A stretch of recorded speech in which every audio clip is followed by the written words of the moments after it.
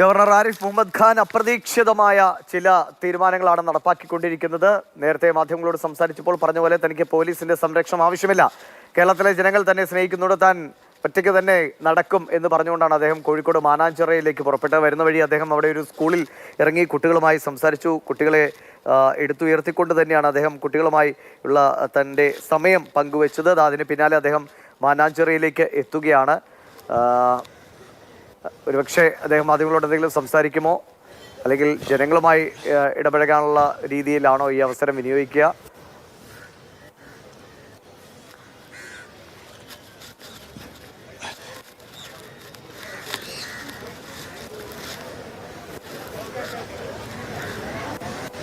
ശബ്ദം ലഭ്യമാണോ? ദൃശ്യങ്ങൾ അങ്ങോട്ട് നടക്കും.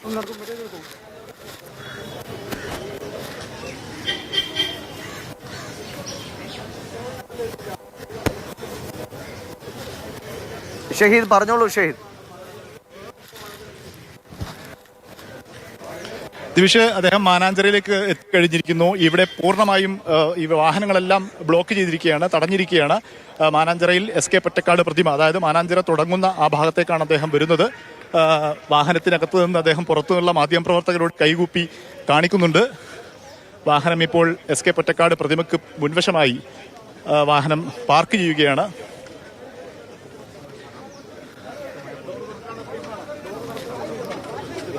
ഗവർണർ പുറത്തിറങ്ങാനുള്ള സാധ്യതകളാണുള്ളത്.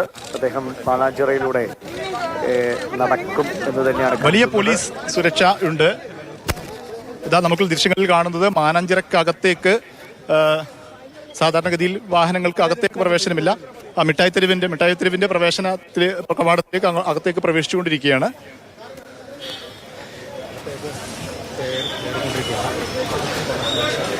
ആ ദൃശ്യങ്ങളാണ് നമ്മൾ കാണുന്നത്. അതിനുശേഷം അദ്ദേഹം കാറിൽ നിന്ന് ഇറങ്ങി SM സ്ട്രീറ്റിലൂടെ നടക്കുമെന്നാണ് നമ്മൾ പ്രതീക്ഷിക്കുന്നത്. അങ്ങനെയൊരു ഇറങ്ങും. കാരണം അദ്ദേഹം കഴിഞ്ഞ സ്കൂളിലെത്തിയപ്പോൾ കുട്ടികളെ എടുത്തുയർത്തിയാണ് അദ്ദേഹം കുട്ടികളുമായിട്ടൊക്കെ സംസാരിച്ചത്. എനിക്ക് തോന്നുന്നു ഇവിടെ സാധാരണക്കാരുമായിട്ടൊക്കെ അല്പസമയം ചെലവിടാനായിരിക്കും അദ്ദേഹത്തിന്റെ തീരുമാനം. പുറത്തിറങ്ങി അദ്ദേഹം വാഹനത്തിൽ നിന്ന് ഇറങ്ങി കഴിഞ്ഞിട്ടുണ്ട്. ഇപ്പോൾ SM സ്ട്രീറ്റിലൂടെ അദ്ദേഹം മുന്നോട്ട് വരികയാണ്. SM സ്ട്രീറ്റിലൂടെ നടക്കുകയാണ് അദ്ദേഹത്തിന്റെ ലക്ഷ്യമെന്ന് നമ്മൾ പറഞ്ഞതുപോലെ SM സ്ട്രീറ്റിലൂടെ നടക്കുകയാണ് ലക്ഷ്യമെന്ന് കരുതേണ്ടി വരും.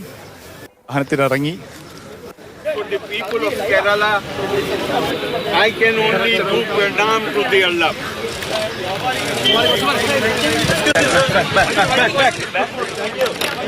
Back. Sir, I have come to buy some halwa. What is so important about it? I have come to buy some halwa.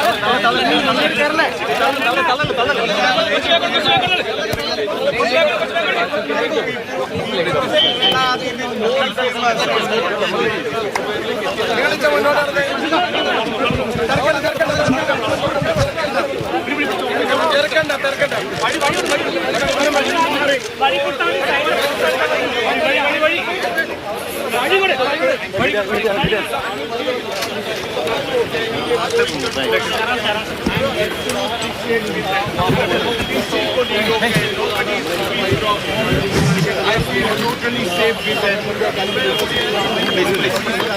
And I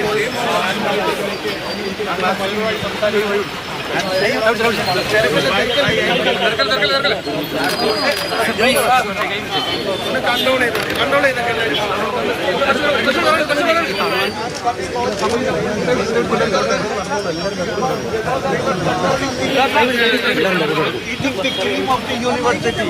Now they see no chance. So they are upset. People of Kerala are happy.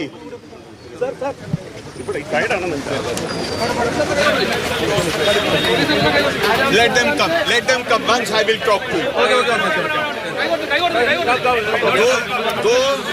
Those who are with Mike, they can sit down. I don't do this. No. I am safe. I am safe.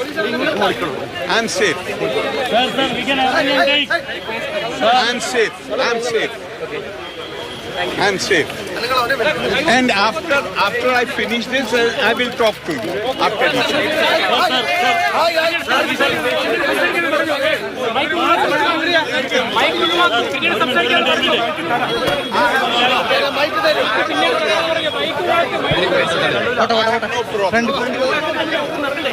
I have no problem. No, don't disturb anybody. Don't disturb anybody.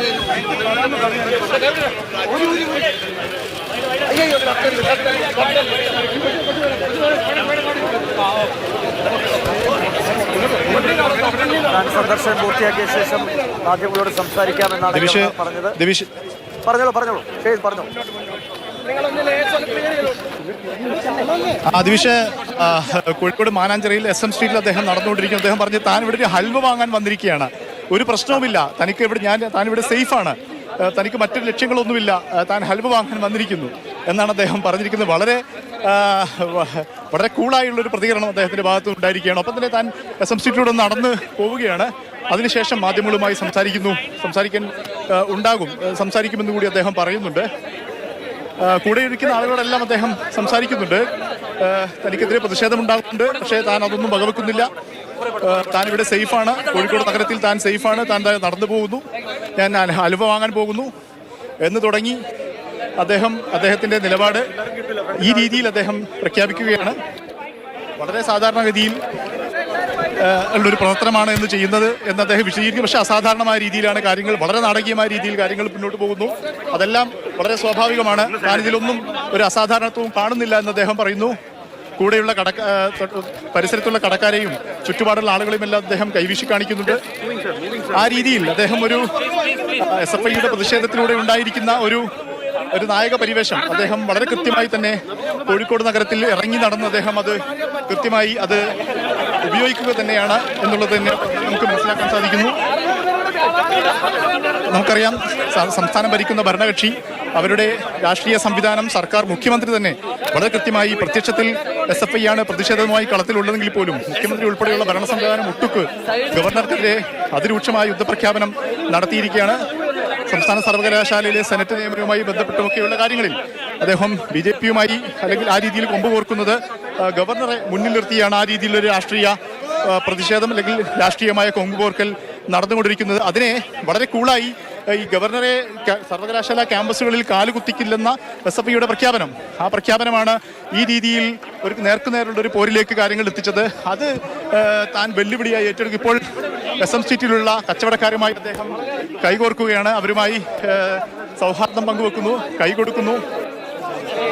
ഇതൊന്നും നമ്മൾ അസാധാരണമെന്ന് മാത്രമല്ല, കേരളത്തിന്റെ ചരിത്രത്തിൽ ഒരു governor സംവിധാനത്തിന്റെ ചരിത്രത്തിൽ ഒന്നും കാണാത്ത രീതിയിലുള്ള ഒരു ദൃശ്യങ്ങളാണ് നമുക്ക് ഈ കാണാൻ കഴിയുന്നത് എന്നുള്ളത് തന്നെയാണ്. അദ്ദേഹം വളരെ കൂളായി ഈ പോലീസിന്റെ സുരക്ഷയും സംവിധാനമൊക്കെ ഉണ്ട് എന്ന് നമ്മൾ പറയുന്നുണ്ടെങ്കിൽ പോലും ഇപ്പോൾ അദ്ദേഹം നിൽക്കുന്നത് ജനക്കൂട്ടത്തിന് നടുവിലാണ്. ഇപ്പോൾ അദ്ദേഹം ഒരു കടയിലേക്ക് കയറാൻ പോവുകയാണ്. ഒരു ടെക്സ്റ്റൈൽ കടയാണിത്. വളരെ പ്രയാസപ്പെട്ടാണ് അദ്ദേഹത്തിന്റെ സ്റ്റെപ്പ് മുന്നോട്ട് പോകുന്നത്. കാരണം സുരക്ഷാ ഉദ്യോഗസ്ഥരുണ്ട്, നമ്മൾ ഉൾപ്പെടെയുള്ള മാധ്യമപ്രവർത്തകരുണ്ട്, SM സ്ട്രീറ്റിൽ കച്ചവടക്കാരുണ്ട്. ഇവരെല്ലാം വകഞ്ഞു മാറ്റി അല്ലെങ്കിൽ ആ രീതിയിലുള്ള വലയത്തിനുള്ളിൽ കൂടിയാണ് അദ്ദേഹം നാട്ടുകാരുമായി സംസാരിക്കുന്നത്. കടയിലേക്ക് കയറിയില്ല, കടയുടെ എൻട്രൻസിൽ അദ്ദേഹം നിന്നു, കച്ചവടക്കാരുമായി സംസാരിച്ചു. അദ്ദേഹം വീണ്ടും SM സ്ട്രീറ്റിലൂടെ മുന്നോട്ട് പോകുന്നു.